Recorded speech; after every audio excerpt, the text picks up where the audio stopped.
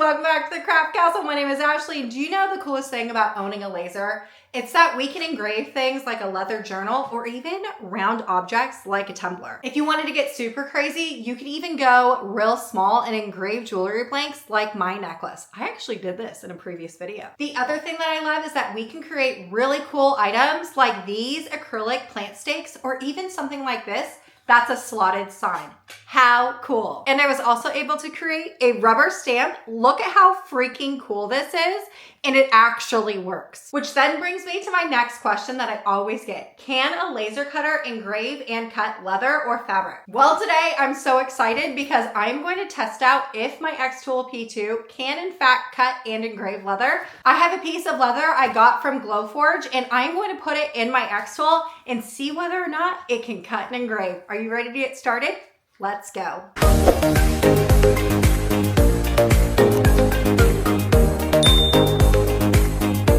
So the very first thing I want to show you is my favorite website to get laser cut files, or I guess any type of files. So if you're brand new to the laser community and you have no idea how to set up an SVG file for your laser cutter, coming to a website like this is definitely very helpful. All I did was I put in a search field laser, and do you see how many thousands of results came up?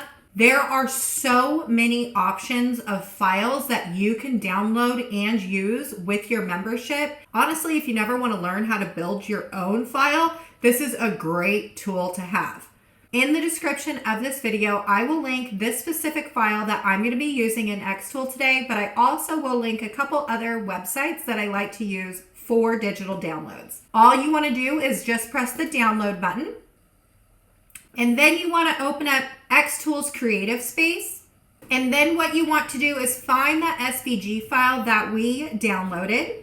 The file that you're going to want to use is this one right here named SVG, and we are going to drag and drop it into Xtool Creative Space. Now what you want to do is just click out of that. And at this point in time, you just want to choose one of the files that you're going to want to cut. I think I'm going to do this like diamond shape one. So I'm just going to move all of these over outside of my working triangle right here. The next thing I want to do is insert an engraving onto my chapstick holder. So I'm going to actually go into shapes and I want to go over into pattern. I want to put a pattern, an engraved pattern onto my chapstick holder. Okay, when I find the one that I'm looking for, I'm just going to click on it. And then I'm just going to take this and I'm going to put it over the top of my chapstick holder. And you can see that obviously I have a long ways to go. So I'm just going to have my pattern clicked and then press copy and paste or Command C and Command V on my keyboard. Let me zoom in. I think I'm going to need one more. So copy and paste, and we're just going to move this down. Perfect. Okay, then what I'm going to do is select all three of my pattern pieces. And I'm going to come up here to combine and then unite. Okay, when I have that done, what I'm going to do is I'm going to select both pieces. I'm going to select the pattern and then also my chapstick backing, and I'm going to copy and paste. So we're going to have two separate pieces. Then what I'm going to do is I'm going to come up here to combine, and then I'm going to subtract. So you're going to get left with something that looks like this. Now at this point in time, what you want to do is take this and you want to press engrave. Then what I'm going to do is I'm just going to take this pattern and I'm going to delete it. And I'm going to select both of these pieces over here. And I want to cut this. Then what I'm going to do is taking my pattern and I'm going to put it over the top of my chapstick holder. So my chapstick holder is going to get cut out and then also engrave the rainbow pattern that I've selected. Now, the next thing that I do love about owning an Xtool is that they came out with this newest feature of a test grid. And so we are going to be using a brand new material today. We probably don't know what correct settings to use, correct? So what I'm going to do is I'm going to select my chapstick holder and move this over. And what I'm going to do is insert a circle, and I'm just going to make it any size for right now. I'm going to select this circle and change it to a cut. I am also going to copy and paste, and I'm going to make this one an engrave. Now it's going to look really funky. Trust the process. Clicking on the very first one, the cut one, I'm going to come up here to array and then material test array. Now at this point, you could change the speed and power and obviously how many circle test cuts you want to do. However, I am just gonna press OK. Because we're gonna be a fairly new laser user, you probably have zero idea how to change over your settings to best fit your needs. This is the coolest tool ever. So this right here is going to be our test grid for cutting. This one right here, we're gonna do the same thing. We're gonna click on it. This is gonna be our engraved circle. We're gonna come to array and material test. I'm just gonna press OK. So now this one right here is gonna be our test grid for engraving. Now what we want to do is go turn on our Xtool, and then you want to insert a piece of your leather. I'm going to be using a proof grade material that I actually purchased from Glowforge. I'm going to put that in the middle of my bed, and then I'm just going to close the lid. Going back over into my Xtool, all I'm going to do is I'm going to press the refresh button, and then I'm going to come down here to this little aiming tool right here, and I'm going to autofocus onto the material that I'm going to be using today. Now while that works, I'm just going to drag over my test grids, and all I'm going to do now is I'm going to put these onto my material. Now I don't want them to be extremely large because I don't want to waste on material, so I'm just going to make these smaller. So that's why it didn't matter what size circles you made. I'm going to make these smaller and put them just in the bottom corner of my material so I don't waste any material. When I'm done doing that, then I'm just going to press process and then press start. Back at our machine, what you want to do is turn on your fan if you're using an external fan, and then you just want to press the magic button. Okay, so I'm going to stop this because this is a great learning experience for everyone that is a new laser owner. So laser equals fire. So my settings for this test grid, if I were to keep going, you would see that I am already starting to have a lot of burn and a lot of fire, right? So if I were to keep going, I was going to have a fire. So you always want to babysit your machine when you're using new materials because you definitely do not want a fire. Now, although I didn't get my entire test grid done and finished, I can honestly look at this and tell what settings that will end up turning out really well, so I don't need to move forward. Because I stopped the machine, I don't have my cut settings, right? So I'm going to put my material back into my machine, shut the lid, and go back to the Xtool. Okay, so now what I need to do is press OK, and I want to take this test grid, and I'm just going to drag this down out of my work area. I'm going to press refresh on my Xtool, and I'm just going to make sure that this right here is going to be on the corner of my material. Now all we're going to do is do this test cut. So we're going to press OK, process, and then press start.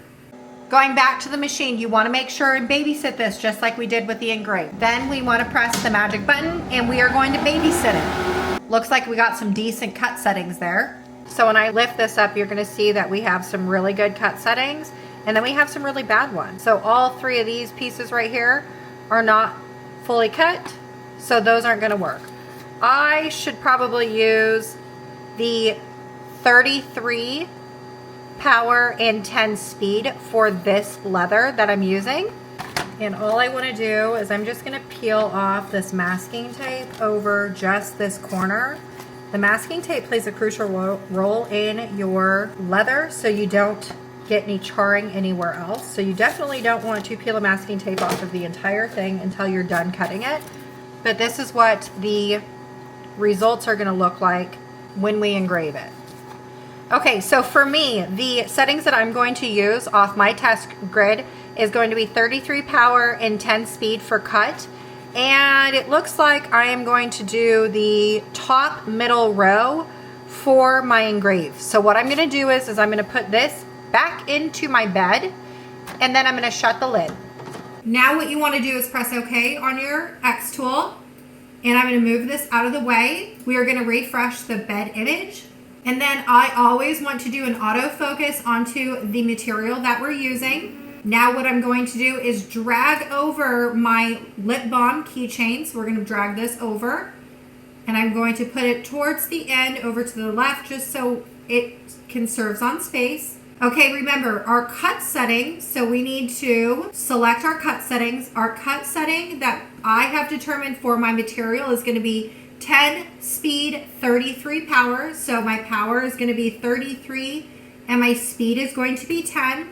And then my engrave, which is this right here, is set to engrave. And I want it to be the middle top row. So power 55, speed 600.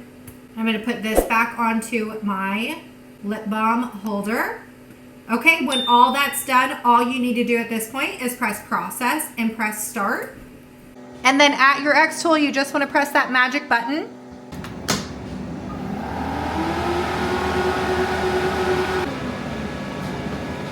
Oh, this looks absolutely fabulous.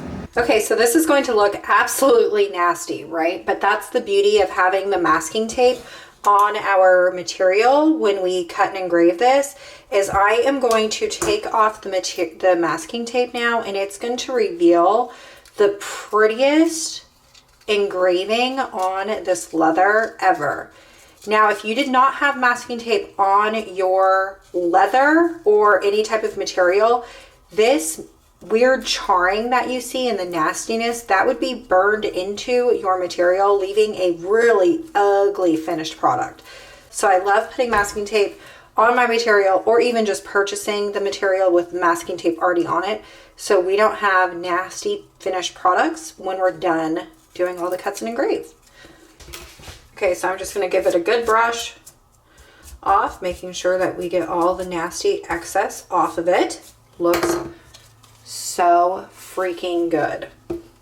Look at how cute this turned out. Okay, so how to assemble this is pretty simple. You could do one of two ways. First and foremost is you can get really fancy with it, and you could sew this together if you had a sewing machine, or you could do it the way that I'm going to do it. And I'm just going to take some of my fabric glue, and I am going to glue this together because I truly do not want to get out my sewing machine. Before I do that though, what I'm going to do is take a jump ring, and I am going to thread on my piece of leather onto my jump ring. This way my daughter's going to be able to put it onto her car keys, and she'll be able to have a chapstick around. Now, when you're using glue, you want to make sure that you don't use a whole lot of glue, because you don't want it to get in the way of your chapstick that you're going to put in. So what I'm going to do is only go on the perimeter of my chapstick holder. I'm not going to go anywhere else. I don't want to put it on the inside or anything like that. I only want to go on the outside perimeter, just like that. And then what I'm going to do is fold this over. We're going to match up the edges. I'm going to wipe away the excess of my glue, just so it doesn't dry weird on my leather chapstick holder. Okay, I'm going to take a brayer, and I'm just going to roll this real good so there's nice tight fit. Look at how cute this ended up turning out. Okay, we want to let this dry entirely before we insert a piece of chapstick into that hole. Look at this finished chapstick holder, y'all. Didn't this turn out so freaking cute? Who would have thought a random piece of leather would have turned into something so freaking darling just like this, with a matter of minutes, all by using an SVG file that I found online. Now, I do have to say this out loud. I sure hope Xtool is watching this video, because I am beyond grateful for that newest feature that they came out with, creating those test grids, because it makes trying out new materials so much easier. Y'all, I have been a laser owner for 4 years, and I've never tried to cut leather because I was so afraid to waste a whole bunch of material. And look, I didn't waste anything at all. Oh my goodness, this is amazing. So I need to know, what material should I try next? What do you think that I should put into my Xtool to test to see if it works or not? All right, y'all, I sure hope I inspired you to create. Make sure to leave your comments in the video, and I'll see you next time.